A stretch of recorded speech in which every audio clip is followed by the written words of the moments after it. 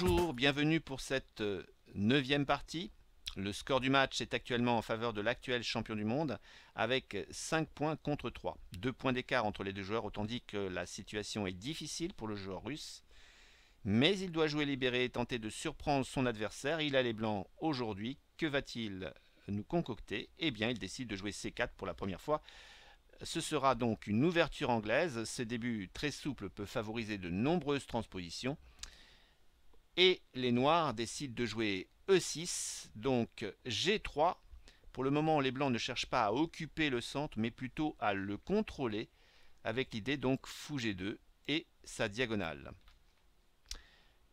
Avec D5, Carlsen réplique logiquement fou G2, et nous rentrons peut-être dans une ouverture en sens inverse. Pourquoi? Parce que si Carlsen joue cavalier F6, il peut y avoir D4, comme dans la partie numéro 2, où c'était Nepomniachtchi qui avait les noirs. Mais Carlsen décide de jouer différemment.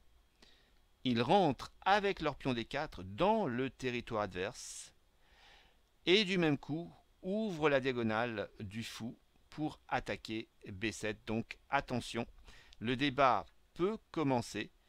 La mise en place de ce pion en D4 est un moment phare de la partie. Elle va influencer grandement la stratégie des deux joueurs. Alors on va voir par la suite. Maintenant cavalier F3. Bien sûr, développe une pièce, attaque le pion D4, protégé pour le moment par la dame. Les noirs cherchent à soutenir le pion D4 avec un jeu de pièces, non pas un jeu de pion. Petit roc et fou C5, un coup plutôt surprenant. On a plutôt l'habitude de voir cavalier F6, D3 et fou E7, car généralement ce fou est plus facilement à l'abri de ce côté-là. On va voir quel est l'intérêt de fou C5. En tout cas, pour le moment, fou C5 est joué logiquement quelque part, puisqu'il protège ce pion D4, le point important de la partie. D3 a pour objectif de bloquer bien sûr le pion D4 et de permettre l'ouverture du fou. Cavalier F6, logique, les noirs développent leur cavalier vers le centre et préparent le petit roc. Et là, arrêt sur image, je vous conseille de bien réfléchir à cette position, n'hésitez pas à cliquer sur pause et de voir quel plan vous pourriez adopter avec les blancs. Alors c'est en effet un moment important, car le plan blanc n'est pas obligatoirement facile quand on n'est pas habitué à ce genre de position. Vous remarquez que la position est fermée, il n'y a pas de colonne ouverte.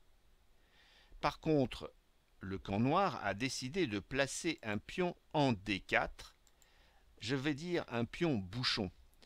Pourquoi? Parce que ce pion pose problème de coordination pour les pièces blanches. Les deux ailes, en fait, ont un problème de coordination. Elles ne peuvent jouer entre elles que en raison tout simplement de ce pion D4 qui bouche leur perspective. Par conséquent, la stratégie blanche sera de chercher à déboulonner, déboucher ce pion, à le tester. Il va falloir se concentrer au centre pour essayer d'obtenir un jeu plus aisé à jouer. De quelle manière? Eh bien, vous avez, avec les blancs, l'opportunité de jouer ce coup, cavalier BD2, qui en apparence, c'est vrai, enferme le fou, mais l'idée est de s'attaquer au pion D4 et du même coup au fou C5, donc au pion et à son protecteur. Pourquoi? Car le cavalier veut s'installer en B3. Il pourrait ainsi de concert attaquer avec les deux cavaliers le pion D4 et en même temps, comme je vous l'ai dit, contester la présence du fou protecteur de D4. Voilà donc le plan des blancs, c'est d'essayer donc de s'attaquer à ce pion D4. Le coup noir est instructif car ce coup de cavalier qui se place en B3 a un ennemi juré, lequel, eh bien, en fait, c'est le pion de l'aile, le pion de l'extrémité, c'est-à-dire A5. Il pose problème au cavalier qui veut s'installer en B3. Je dirais le même raisonnement si vous avez un cavalier en G3 avec H5, bien entendu. Pourquoi il pose problème? Parce qu'il peut s'avancer en A4 et le chasser très rapidement, tout en augmentant les perspectives de la tour. Donc avec A5, il va falloir pour les blancs agir rapidement. Et il décide de jouer cavalier B3. Il profite du fait que le fou est présent sur la case C5 pour gagner du temps par rapport à cette attaque A4. D'où question, faut-il laisser le fou en C5 au départ ou faut-il le mettre en E7? Le débat reste entier. En tout cas, le champion du monde décide de replier son fou en E7. Il y a quand même une question légitime qui pourrait se poser. Pourquoi, puisque le fou est placé en C5, pourquoi ne pas le placer en A7? De cette manière, il pourrait soutenir le pion D4, bouchon en fait de la position blanche, et qui perturberait la coordination de des pièces blanches sur les deux ailes. Le pourquoi, il peut y avoir éventuellement une réponse, en tout cas une esquisse. Ici, Dame D2. Dame D2, car l'idée est d'attaquer le pion A5, avec la collaboration du tandem cavalier et dame. Cette attaque pose quelques soucis de défense pour les noirs. Si par exemple B6, un coup qui permettrait de protéger durablement le pion A5, on va avoir un autre aperçu de la position blanche liée à l'ouverture anglaise, c'est fou G2, le fianchetto, qui est très important, puisqu'il a pour objectif de dévoiler tout simplement le problème sur la grande diagonale. Et là, avec B6, c'est Byzance. Le cavalier maintenant est attaqué et on voit tout l'intérêt des blancs de jouer de cette manière. Donc B6, bien entendu, n'est pas bon, mais A4 est une question légitime.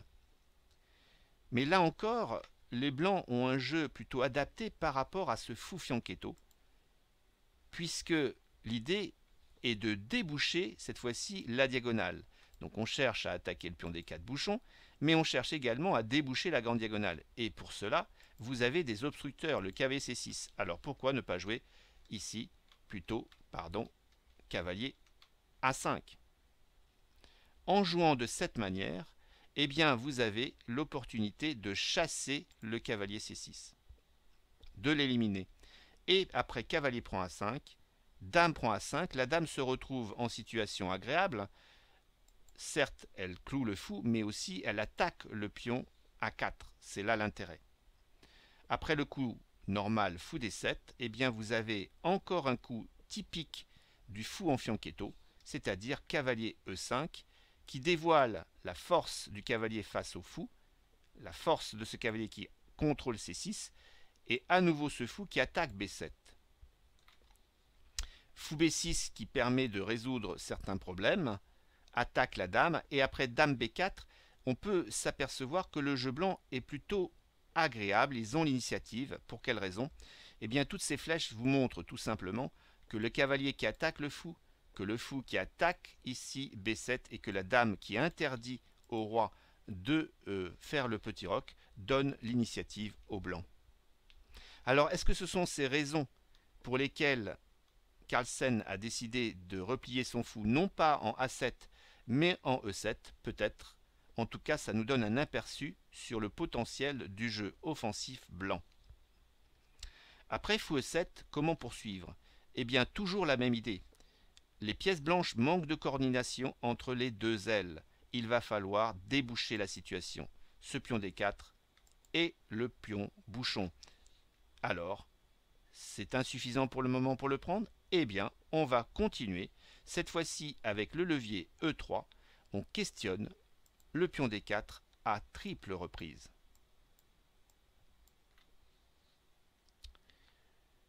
Dans ce cas de figure, que jouer avec les noirs? Bien sûr qu'il serait intéressant de maintenir le pion en D4,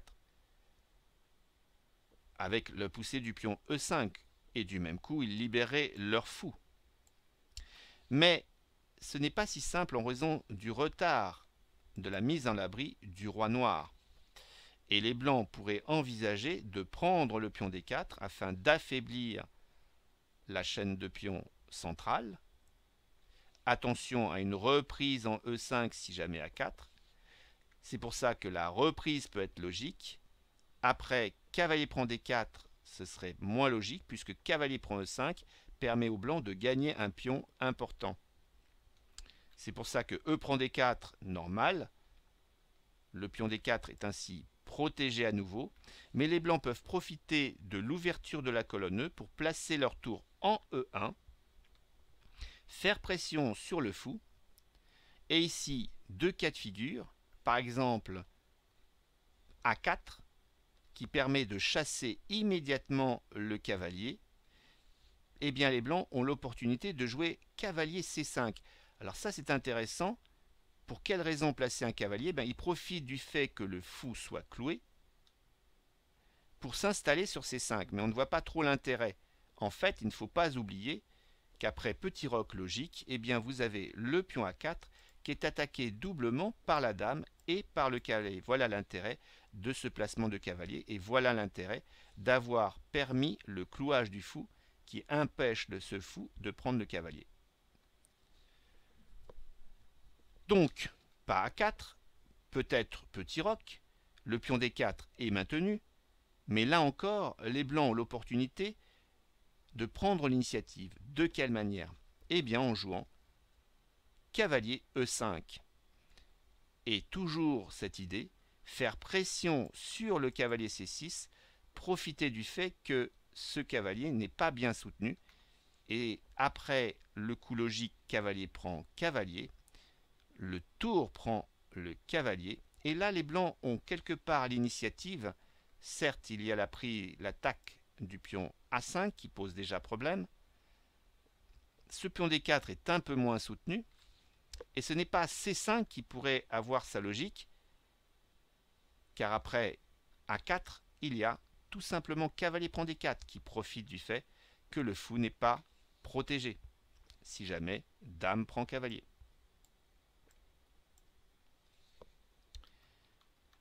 Alors, tour prend E5, C5 par exemple, en profitant du fait que la prise en C5 par le cavalier est moins intéressante à cause de fou D6. Mais là, encore une fois, les blancs ont l'opportunité de jouer fou G5 et d'obtenir un jeu plutôt satisfaisant. Les deux tours maintenant, enfin en tout cas la tour peut jouer tranquillement, le cavalier peut se recycler si nécessaire. Bref, le jeu blanc est plutôt agréable et on maintient la pression sur le pion B7, ainsi que sur le pion C5. C'est pour cette raison qu'ici, E5 n'a pas été joué, le soutien du pion D4 n'a pas été envisagé. Carlsen a préféré relâcher la tension en prenant le pion E3. Là encore, la décision blanche est instructive. Le pion D4 est maintenant parti, mais par quelle pièce reprendre le pion E3? Si vous envisagez de prendre avec le pion F, dans ce cas, la situation des pions blancs paraît intéressante cette chaîne de pions est plutôt mobile.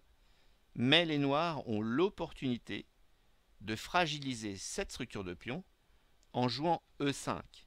Ce coup est très utile car il rend plus difficile la poussée du pion D4 comme on va pouvoir le constater et en plus libère la diagonale de ce fou importante pour les noirs qui permettra plus tard de lier les tours noirs. Ce coup E5 peut être contesté par D4. Regardons. Le problème de D4, c'est que vous avez cet ennemi juré, A5, A4, qui va chasser le cavalier. Et qui donc va affaiblir la protection du pion D4. Et ce n'est pas cavalier C5 qui va résoudre le problème. Car dans ce cas de figure, fou prend cavalier, bien joué, pion prend et dame E7, permet de faire pression sur C5, de protéger E5, la case D4 est impossible à utiliser pour les blancs et le fou pourra venir en G4 tranquillement si nécessaire. En tout cas, il a du jeu.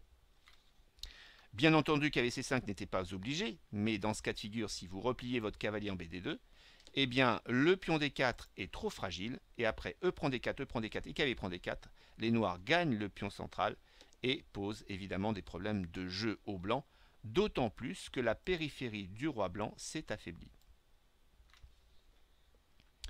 Donc, la prise du pion F n'est pas conseillée. Il est préférable ici de prendre avec le fou. Développement. Utilisation du fou pour contrôler D4. Autant dire que le jeu blanc est plutôt inspiré, car ce pion D4 a disparu, maintenant c'est un jeu de pièces. On va pouvoir s'en rendre compte si les noirs jouent un coup naturel, tel que petit roc. Que joueriez-vous si vous aviez les blancs? Eh bien, on peut remarquer que du fait de l'absence du pion D4, vous pouvez maintenant coordonner parfaitement vos pièces au centre de l'échiquier. Les pièces blanches peuvent jouer par exemple cavalier BD4, utiliser cette case D4 pour faire pression sur le cavalier C6. La coordination des pièces s'effectue parfaitement grâce à une stratégie de bataille contre le pion D4. Maintenant la case est libre, cavalier D4 est joué, le cavalier C6 est en danger. Si les noirs relâchent, eh bien les blancs pourront recycler leur fou via D4. Sur la case C3, pourquoi pas, il contrôle la case E5, le maintien, et le fou n'a toujours pas de jeu.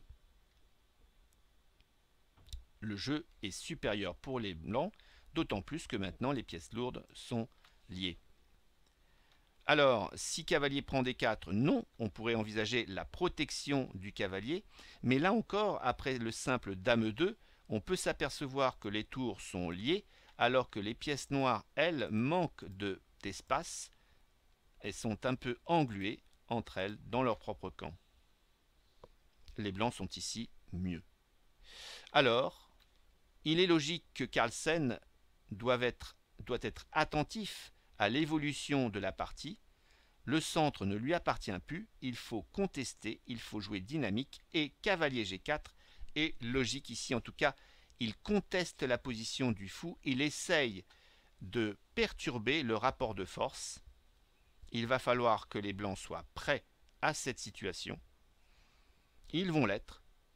Si vous envisagez de protéger votre fou, en tout cas de lui trouver une solution, vous avez raison, la perte d'un fou en E3 pourrait être préjudiciable, mais pas n'importe où. Si vous envisagez de jouer fou F4, ce serait regrettable, puisque les noirs pourraient du même coup jouer E5, attaquer le fou grâce à la collaboration du tandem des deux cavaliers, et en même temps résoudre le problème de ce fou, et ça, il n'en est pas question. Par conséquent, si maintenant les blancs décident de jouer fou C1, eh bien A4 va donner aux noirs une position extraordinaire, en tout cas très bonne, puisqu'ils vont gagner le pion central. Il est temps donc pour les blancs de réagir au bon moment et de jouer le bon coup. Et c'est une question de rythme. Le coup fou C5 est joué. Un coup plein d'à propos, puisque fou C5 a le mérite de questionner le fou E7 et de laisser libre l'opportunité du pion D4, d'autant plus qu'il s'échappe aux griffes. Il échappe aux griffes du cavalier G4. Comment poursuivre maintenant avec les blancs? Eh bien, avec les noirs, pardon. Ici, vous avez le coup qui a été joué, c'est petit roc.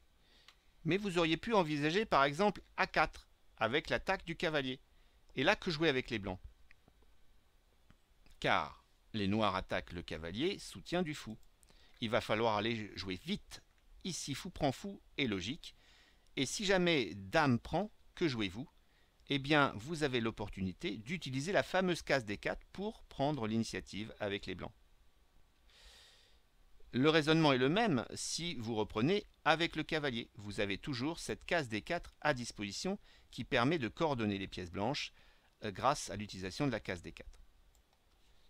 Si jamais roi prend, ben dans ce cas de figure, les noirs perdent le droit de roquer, certes, et vous avez cavalier C5 qui donne crédit à la position blanche à cause toujours de cette fameuse pression sur la diagonale blanche. Le cavalier est plutôt bien placé, dangereusement placé de ces côtés-là, et en même temps pourrait se recycler, pourquoi pas, en E4. Donc la poussée intermédiaire à 4 n'est pas très utile, les noirs décident plutôt de mettre à l'abri leur roi, ce qui est tout à fait logique. Maintenant après petit roc, que jouer avec les blancs? Eh bien, le succès, c'est de jouer D4. Oui, D4, quelque part, c'est logique. Avec D4, vous avez réussi, finalement, avec les blancs, à contester le centre et même à l'occuper. Souvenez-vous, il n'y a pas si longtemps, il y avait un pion noir en D4. Maintenant, c'est les blancs. La bataille stratégique autour de cette case est plutôt en faveur des blancs à ce moment précis. Mais le débat continue, rien n'est encore clair. La bataille va se poursuivre avec A4. Les noirs attaquent le cavalier qui soutient le fou. Et là encore, il faut être rapide, et comme je vous l'ai montré dans la vente précédente, il faut prendre le fou pour permettre ensuite, après dame prend E7, au cavalier de venir où? Eh bien, non pas en C1, puisque dans ce cas de figure, il revient dans son camp et permet aux noirs de pouvoir jouer tour D8, avec pression sur le pion D4 désagréable et peut-être possibilité de jouer E5. D'où l'idée de jouer cavalier C5, aller de l'avant, mais bien sûr, après ce coup, les noirs doivent être attentifs, car ce cavalier peut attaquer, n'oubliez pas, le pion. Avec la collaboration précieuse de la dame. Carlsen en est bien conscient, pas question de donner le pion à 4 gratuitement, il décide de jouer A3, un excellent coup qui va perturber la défense blanche, en tout cas le jeu blanc de ce côté, du côté de dame. Comment maintenant répondre avec les blancs? Le coup propre serait de jouer B3. Mais après tour D8, le jeu noir n'est pas sans inspiration, bien au contraire, l'attaque sur D4 est plutôt désagréable. L'attaque immédiate serait éventuellement cavalier prend D4 suivi de dame prend cavalier. Si le cavalier se retire par exemple en A4, eh bien vous avez avec les noirs la possibilité d'un jeu plutôt très centré par rapport à ce pion D4. Finalement, ce sont les blancs qui sont sous pression alors qu'au début de partie, c'était les noirs qui avaient le pion D4 sous pression. Là maintenant, les noirs ont l'opportunité de jouer par exemple cavalier H6 avec l'idée de s'installer en F5 et d'attaquer à nouveau D4. Si par exemple tour E1, eh bien vous avez également l'opportunité avec la dame de jouer en F6 pour éviter le clouage du pion, car là aussi il ne faut pas oublier que D4 peut avancer en D5. Sur dame F6, le pion D4 est sous pression. Attention à cavalier F5. Si jamais les blancs décident de jouer D5 quand même, eh bien les noirs ont l'opportunité de jouer quoi? N'hésitez pas à cliquer sur pause. De prendre le pion D5 en effet, et là deux cas de figure. Le coup spectaculaire, dame prend D5 pour préciser que, bien entendu, tour prend dame ne serait pas envisageable à cause du mat. Et bien ce coup spectaculaire aurait pour réponse un coup naturel, fou G4, qui permet de lier les tours. Donc ces tours qui n'étaient pas liés maintenant sont liés. D'attaquer bien sûr la dame, d'attaquer le cavalier F3, ne pas oublier que le pion A3 est toujours présent. Bref, cette position est plutôt agréable pour les noirs. Si maintenant le pion prend D5, eh bien un autre problème intervient, lequel? Le problème lié au clouage du pion D5. Attaqué simultanément par le fou et par la tour, ce pion pose un problème de jeu et les noirs obtiennent ici une bonne position. Donc B3 en tout cas à proscrire.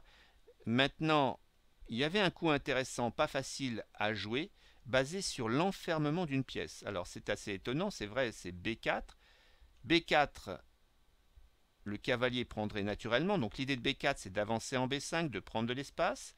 Maintenant, après cavalier prend B4, vous avez ce coup qui est de jouer tour B1, qui base sur une génétique en fait liée à la présence du fou G2. C'est cette diagonale qui a pression. En fait, il y a une pression désagréable avec cette diagonale. Et donc, on voit bien que la tour, le cavalier et le fou, qui pourrait être appuyé par la présence du cavalier E5 après avoir chassé le cavalier G4, peut poser des problèmes de jeu sur le pion B7. Après cavalier prend A2, eh bien dame C2 permet d'attaquer le cavalier. Et on voit bien qu'ici, les noirs n'ont pas de jeu de ressources en tout cas. S'il souhaite jouer B6, ce serait la Bérésina, puisque maintenant la diagonale s'ouvre. Il suffit d'un retrait par cavalier D3 qui permet au cavalier de protéger cette 4, en tout cas de la surcontrôler. Et en même temps, attention à la diagonale de fou qui attaque la tour. Donc ce cas de figure ne serait pas très intéressant, le cavalier A2 est piégé. Alors certes B4 était envisageable, mais le coup B prend A3 est aussi très intéressant de la part des blancs. Certes, ils dénaturent leur structure de pion. Quand je dis dénaturer, c'est-à-dire qu'au départ, si par exemple B3, il conserve un lien avec A2, B3 et C4 et D4. La chaîne de pions est saine.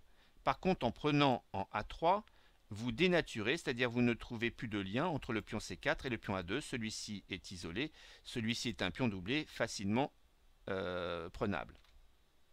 Mais pour le prix de la dégradation de leur structure de pion, les blancs vont obtenir une case importante. On va la voir.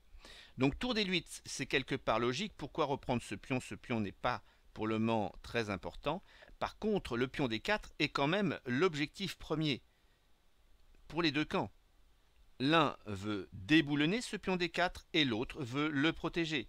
Et on voit l'intérêt d'avoir joué B prend A3 plutôt que B3, c'est que le cavalier peut se loger en B3 pour se protéger le pion D4. Avec ce pion D4 bien soutenu, la position blanche tient et le débat peut continuer. Il est utile de voir que ce duo de pions, maintenu, permet de contrôler les cases B5, C5, D5 et E5.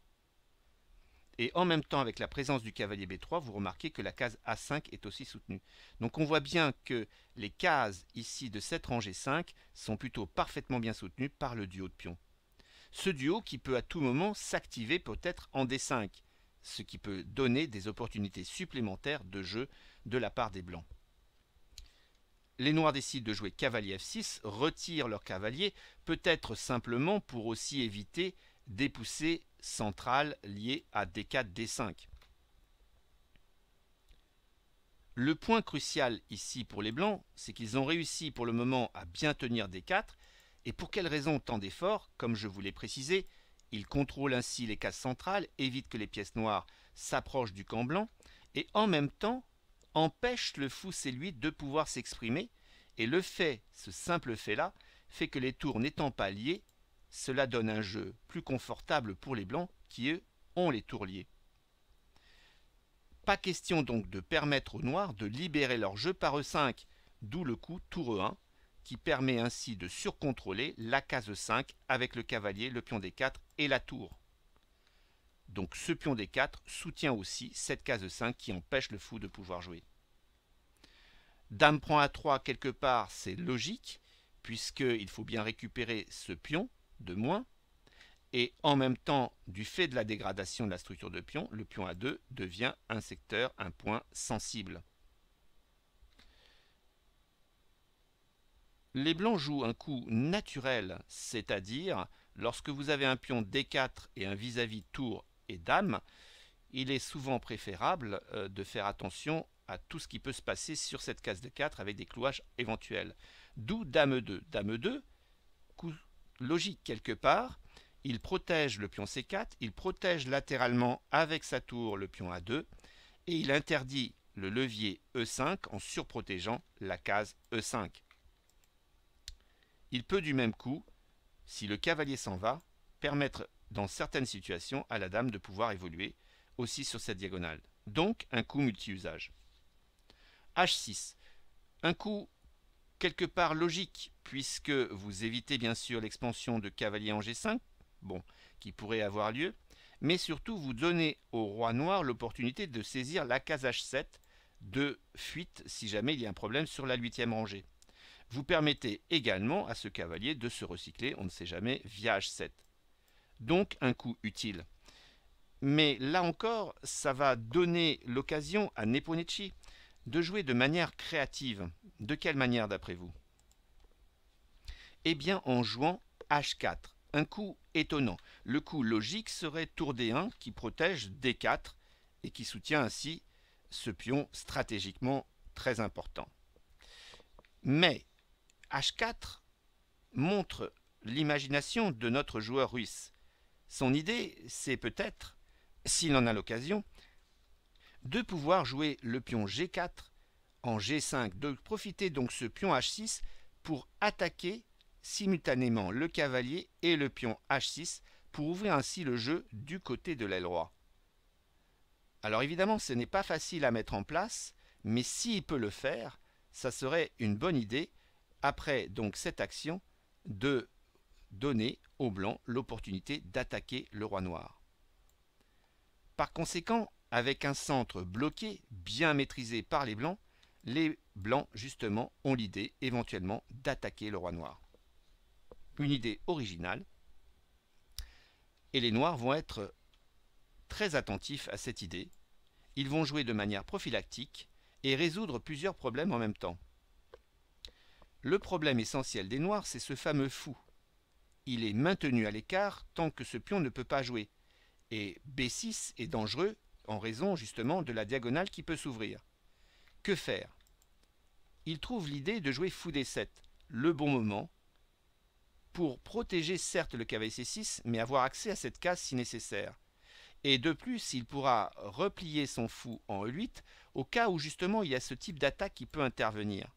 Ce fou donc sera très bien placé au niveau défensif et permet la liaison des tours.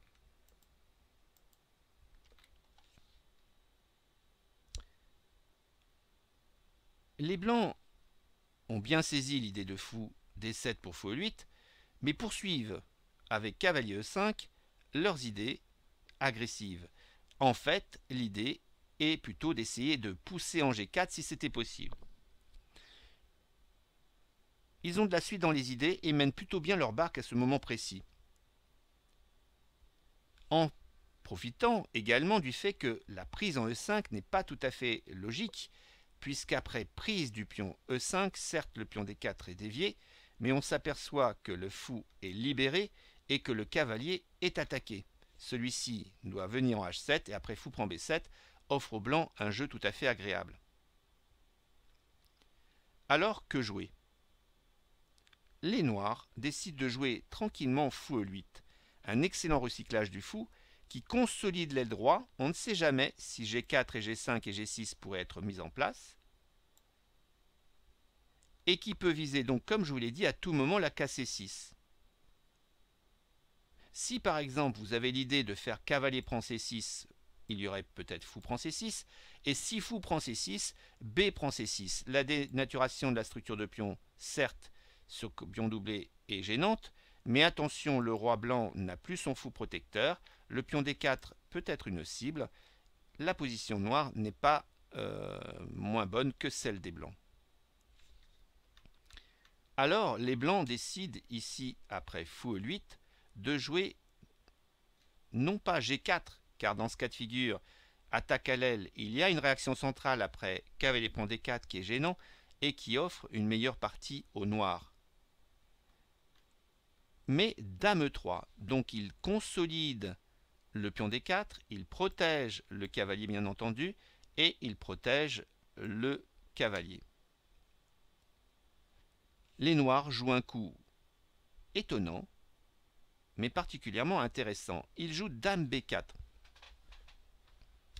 Alors pourquoi dame B4? En fait, ils libèrent ainsi la colonne E, la colonne A. En même temps, font pression sur le pion C4. Mais les blancs disent, attention, je peux jouer tour E B1 et attaquer par rayon X la dame, c'est-à-dire préciser, attention au pion B7, il a toujours en vue la pression sur ce pion, et cette dame n'est pas si bien placée devant une colonne semi-ouverte. Mais les noirs avaient prévu cette série de coups, en tout cas ce coup de tour, par un coup concret. Le coup concret, c'est cavalier prend cavalier. Suppression donc de ce cavalier, afin de dévier le pion.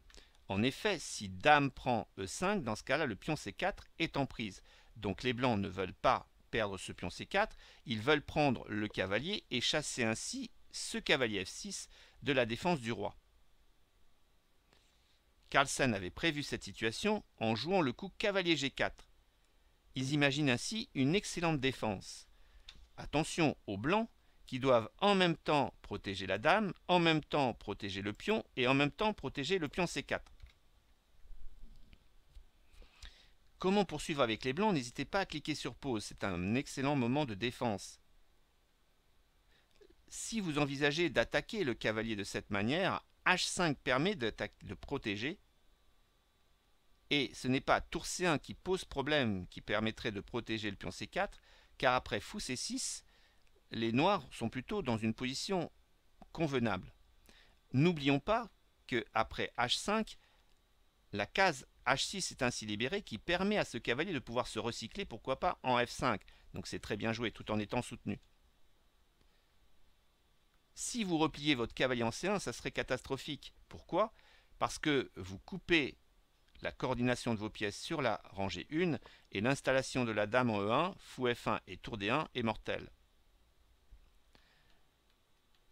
Alors dans ce cas de figure, dame G5 pour montrer que ce pion H5 est faible, mais la dame s'enferme dans de mauvais endroits. C'est-à-dire ici, après dame prend C4, les noirs arrivent à trouver un point de liaison entre la dame et le cavalier. Par exemple, sur tour C1, vous avez dame E2 et ce point de liaison se trouvait en F2. L'attaque sur ce point donne l'initiative aux noirs. Donc dame F4, pas si clair. Alors, le joueur russe décide de jouer un coup comme dame E1 que je trouve excellent. Excellente adaptation de la part du joueur russe. Il abandonne l'idée d'attaquer le roi et propose une finale avec échange des dames où le jeu blanc reste tout à fait jouable. Maintenant, si dame prend C4, qu'avait prévu le joueur russe? Eh bien, le coup F3 en effet, qui permet d'enfermer le cavalier, celui-ci n'a plus de perspective, et vous pouvez remarquer que le cavalier a un rôle particulièrement intéressant, puisqu'il protège, il conteste la case D4 ainsi que la case C5 d'échec. Donc pas de collaboration avec le cavalier. Et le cavalier est enfermé. Les noirs ont échangé les dames, et de cette manière, après tour prend E1, les blancs vont se retrouver avec une position intéressante. Ce cavalier, très intéressant également, il protège la case D2, il interdit l'infiltration de la tour. Et là, le jeu noir doit être particulièrement inspiré. Si vous jouez C6, vous avez bien compris que le coup F3 est déterminant, une pièce de moins. Si tour D3, il y a fou prend B7 qui peut gêner. Les noirs décident de jouer H5 afin de soutenir le cavalier et de permettre à ce cavalier d'avoir une case de fuite en H6 pour se recycler via F5. Bien joué de la part des noirs et bien joué de la part des blancs qui vont se retrouver maintenant avec un pion de plus. C'est une sorte de récompense pour leur témérité. Que jouer maintenant avec les noirs? N'hésitez pas à cliquer sur pause car c'est un moment important. En fait, le coup noir aurait pu être tout simple, jouer tour A7 et attaquer le fou. Mais aux échecs, il faut savoir aussi être quelque part, pas fourbe, mais malin. Et essayer de tendre des pièges. Si vous pouvez avoir deux attaques en même temps, c'est encore mieux. D'où l'idée de jouer tour A4. Tour A4 avec donc l'attaque du pion, mais aussi une autre attaque. Cette attaque primaire est évidemment, bien sûr, éventée par Nepomuceno, mais il oublie la deuxième attaque. Est-ce que ce sera votre cas? Si vous jouez le coup naturel C5, vous avez joué comme Nepomuceno. C'est déjà pas si mal. Malheureusement, c'est un coup qui perd, car vous allez vous apercevoir qu'il y a un enfermement de ce fou. Bon. Le coup le plus naturel aurait été de jouer quoi? Naturel, pas évident, mais jouer F3 pour attaquer d'abord le cavalier, cavalier H6, puis ensuite recycler le fou et accepter ainsi la perte du pion C4, mais pas pour rien, parce qu'après tour ED1, vous avez la contestation de la colonne et toujours votre pion passé éloigné. Le jeu est plutôt agréable pour les blancs. Malheureusement, les blancs ont joué C5. Le joueur russe veut aller de l'avant, mais trop. Pourquoi une faute? Pourquoi cette faute? En fait, les blancs avaient parfaitement géré la position, mais la cadence de réflexion du joueur russe est plutôt rapide pendant toute cette partie et même pendant le match. Peut-être trop. Ils ne prennent pas le temps de réfléchir aux conséquences de leur coup, et la phase de jeu avec avantage d'un pion mérite bien sûr réflexion. F3, notre joueur russe est tout à fait capable de le jouer, cavalier H6 et même fou E4. Mais ça n'a malheureusement pas été le cas, et le coup C5 va faire basculer la partie en faveur de Carlsen. C6, et oui, terrible coup qui va sceller le destin de cette partie. Pourquoi? Eh bien, en jouant ce coup C6, le fou n'a plus de case de retour. Il est maîtrisé, dominé, et il va être enfermé, encerclé. De quelle manière? Eh bien, par tour A7, par tour B8, il va être pris en sandwich, et dans ce cas de figure, malheureusement pas grand-chose à faire. On peut constater le fait que ce fou, finalement, a été excellent au niveau défensif. Il protège certes des actions sur G4, G5, mais en même temps, ce fou permet l'installation d'un pion en C6 pour enfermer le fou. Les blancs vont jouer encore un peu KO debout à mon avis. Ils vont essayer de trouver, de pêcher en eau trouble par F3. Le cavalier a sa case de fuite. Par tour E4, propose l'échange des tours. On ne sait jamais. Si jamais la tour prend la tour, et bien dans ce cas-là, le fou va pouvoir se trouver une case de fuite. Et là, tout est remis en question, bien sûr. Mais Carlsen va particulièrement jouer solide. Ici, il va tout simplement jouer tour A7, attaquer ce fou qui est une cible toute trouvée. Tour B4 pour protéger, tour B8, et malheureusement, pas de possibilité de coordonner plus les pièces blanches avec ce fou. L'avancée du pion A4 ne suffira pas. Tour prend B7, tour prend B7, pardon, et tour B6. Oui, pourquoi tour B6? Parce que les blancs espèrent bien sûr la poussée A5, A6. Et surtout, si jamais tour prend tour, c'est ce qui d'ailleurs va se passer. Après pion prend et tour prend, la case C5 est ainsi libérée pour le cavalier. Seule chance des blancs d'essayer de trouver une coordination entre le cavalier, le pion et la tour. La poussée directe A5 n'est pas suffisante. Les noirs ont l'opportunité de jouer pour le hold-up. Tour prend cavalier, A6, tour B8 revient. Et maintenant le butin est gagné avec trop de pièces pour les noirs. Par conséquent, cavalier à C5 est joué. Nepomniachtchi espère trouver une collaboration, une avancée de pion avec le soutien du cavalier. Mais Carlsen ici est particulièrement solide en défense et avec cavalier F5 teste immédiatement le pion G3 et montre l'arrivée du cavalier très rapide dans le secteur de jeu du côté de l'aile dame. Les blancs cherchent à aller vite. A5, attaque la tour, celle-ci se replie. A6, attention, mais pas de bluff. Les noirs prennent quand même le pion G3. N'ont pas peur de la pousser A7. Pourquoi? Parce qu'après tour A8, les blancs ne peuvent pas coordonner leur action. L'idéal aurait été d'avoir un cavalier en B6 ou en C7, mais pour y arriver, ils sont obligés de passer par la colonne A, et malheureusement, pendant qu'ils passent par la colonne A, le pion A7 sera pris. Donc, après par exemple roi F2, les blancs pourraient soutenir avec leur roi, aller jusque là-bas, mais c'est beaucoup trop loin. Simplement cavalier F5 qui attaque le pion H4, roi E2 et cavalier D4 met en danger les blancs parce que après cavalier B5, le coup naturel, le pion A5, S7 tombe. Alors, au lieu d'A7, les blancs jouent cavalier A4 avec le secret espoir de se dire, pour le pion passé, il faut contrôler la case A7, mais aussi la case A8. Et l'idée de ce cavalier, c'est de se placer en B6 pour pouvoir assurer la promotion du pion. Mais là encore, Carlsen va jouer de manière précise. Qu'est-ce qu'il va jouer d'après vous?